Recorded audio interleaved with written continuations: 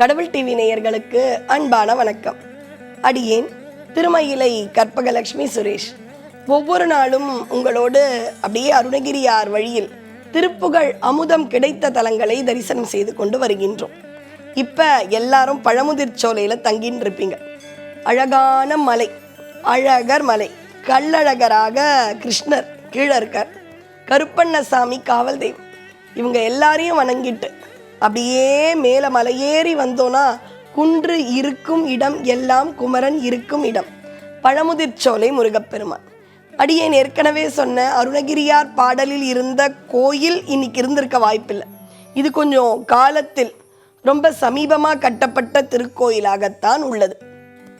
இந்த இடத்துல நிறைய திருப்புகழ் பாடியிருப்பார். ஏன் இதை பற்றி நக்கீரர் அவ்வளோ அழகாக திருமுருகாற்றுப்படையில் பாடியிருக்கார்.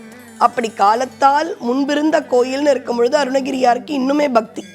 ஆனால் நம்ம தவக்குறை, கிடைத்த திருப்புகழ் எண்ணிக்கை வெறும் 16 தான். அருணகிரியார் கொடுத்த திருப்புகழ் 16 மட்டும்தான். பழமுதிர்ச்சோலை திருப்புகழ் நம்மக்கிட்ட இருக்கு.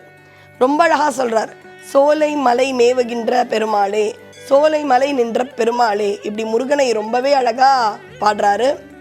இங்கே ராக்காயி அம்மன், அங்கே பக்கத்தில் சிலம்பாறு, சிலம்பு ஆறு, அதாவது திருமாலுடைய சிலம்பிலிருந்தே இந்த ஆறு உற்பத்தி ஆகதா சொல்கிறாங்க. இதில் என்ன ஒரு அழகுனா, கள்ளழகராக இருக்கார்ல சுவாமி கீழே, அவருக்கு அபிஷேகம் வேற எந்த தண்ணிலையும் கிடையாது. சிலம்பாரிலிருந்து கிடைக்கும் நீரை வைத்துத்தான் கள்ளழகருக்கு அபிஷேகம். இப்போ அவர் அழகர் ஆற்றுல இறங்கணும், மதுரைக்கு வருவார். அவர் வரும்பொழுது மதுரை வாழ் மக்கள் எல்லாமே எதிர் சேவைன்னு பண்ணுவாங்க. ரொம்ப அழகாக இருக்கும். ஒரு பக்கம் கருட கொடியோடு வைணவர்கள், இன்னொரு பக்கம் விபூதி அணிந்து ரிஷப கொடியோட சைவ பெருமக்கள், 2 பேரும் அழகாக வரவேற்று எதிர் சேவை நடந்து, அந்த மாதிரி ஒரு இடத்துலையும் மண்டகப்படி நடக்கும். சுமார் 400 இடத்துல மண்டகப்படி. அவருடைய ஆற்றில் இறங்கின உடனே அவர் எந்த நிறத்தில் ஆடை, பச்சையா, பச்சைனா வளமான ஆண்டு, வெண்மையா அமைதியான ஆண்டு, போர்லாம் இருக்காது அப்படின்னு அவருடைய ஆடையை வைத்தே அந்த ஆண்டை அவர்கள் கணிப்பார்கள். இப்பேற்பட்ட கள்ளழகர் எந்த இடத்துக்கு போனாலும் அவர் தான், வேற எந்த நீரிலும் திருமஞ்சனம் அபிஷேகம் கிடையாதே.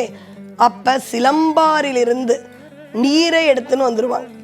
அந்த நீரால் மட்டும்தான் அவருக்கு அபிஷேகம். இப்போ நம்ம எங்கேயா போனால் ஒரு மினரல் வாட்டர் பாட்டிலை நம்ம எப்படி எடுத்துன்னு போய்டுறோம், மற்ற தண்ணி ஒத்துக்காது, எனக்கு இது மட்டும்தான் ஒத்துக்கும்.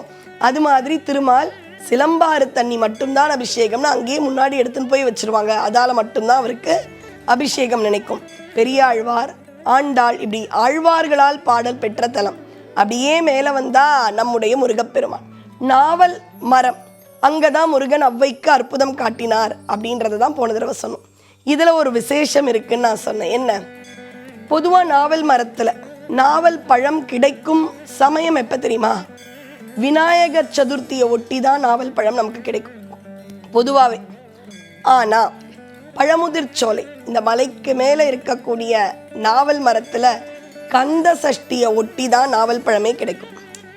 இந்த மாதிரி சில பதிலே இல்லாத கேள்விகள் இருக்கும் பொழுது ஆண்டவன் இருப்பது உண்மை அப்படின்றத தான் நம்மளால் ஒத்துக்கொள்ள முடியும். அதனால் கந்த சஷ்டி சமயத்தில் மட்டும்தான் அங்கிருக்கும் நாவல் மரத்தில் நாவல் பழங்கள் கிடைக்கும். ஔவை பாடிய மிகப்பெரிய அற்புதமான பாடலை ஒரு திரைப்படத்தில் இந்த சுட்ட பழம், சுடாத பழம் இதோட சேர்த்து வைத்து காட்சிப்படுத்தி இருப்பார்கள். பெரியது எது, இனியது எது, கொடியது எது. அதில் பெரியதுன்னு சொல்லும் பொழுது ரொம்ப அழகாக சொல்லி முடிப்பாங்க ஔவை பாட்டி. உலகம்தான் பெருசு, இல்லை அதை விட இது பெருசு, இது மாதிரி அது அடுத்தது தான் பெருசு, அடுத்தது தான் பெருசுன்னு போயிட்டே இருக்கும். நிறைவா அடியார்கள் மனசில் இருக்கக்கூடியதான் இறைவன். அதனால் உலகத்திலேயே, உலகத்தினுடைய அந்த அளவை விட மிக மிக பெரியது அடியார்களுடைய திருவுள்ளம் அப்படின்னு சொல்லி முடிப்பாங்க. அது உண்மைதானே?